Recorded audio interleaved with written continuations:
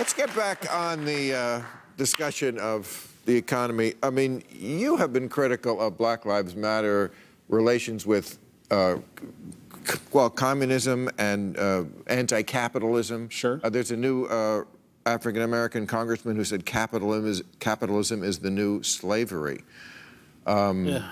You've said, talking about Black Lives Matter and anti-racism, you said they're part of a broader program that is hostile towards free markets and capitalism, hostile towards notions of individualism and the scientific method. Give me some examples of what you're talking about. Well, the important thing to consider here is that when folks talk about Black Lives Matter, it's often said that, look, this is just an ethical statement. If you can't acknowledge this, that that's a real problem. Black Lives Matter is a political statement, and there is a political program attached to it, and plenty of people sort of broadly may not be aware of it, but the fact that it does have some roots in Marxism, that there are radical elements of the Black Lives Matter movement that are very disinclined towards free markets and capitalism, that challenge very basic notions that I think are broadly shared by Americans about, like, equality under the law, for example. This pivot towards equity, racial equity, and a focus disproportionately on outcomes is something that is rather new, but seems to have taken the country by storm. It's almost the only thing people can talk about. Equity meaning as opposed to equality. Equity as opposed to equality. Which, can you...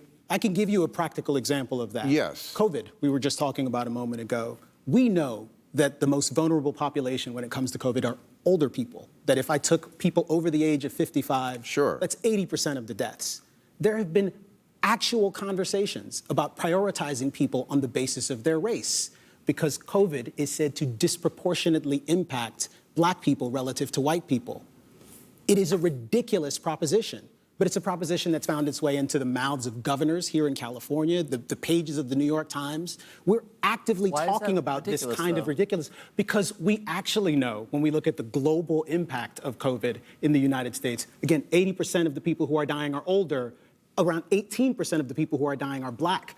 A life lost to COVID is a life that matters, and we can focus on the people who are vulnerable without making this about race. Making it about race only obscures the actual issue and is less likely to be helpful. If you separate race from economic insecurity, sure, right? Like Hispanics are hospitalized at 3-4 times the rate of white people for a variety of reasons. For a variety of They're essential workers. Right. They're riding the bus from Boyle Heights to Beverly Hills. But the important point is that it's not fundamentally about race. You can't un-Hispanic them. There may be different issues in their communities. It could be that they live in homes with more people. It could be that they live in more urban centers. If that's the case, the policy you're tailoring is for people in urban centers, not Latinos. This is a confusion of categories that is actually distracting us from forging good policy. What you get is great sound bites. You don't actually fix problems.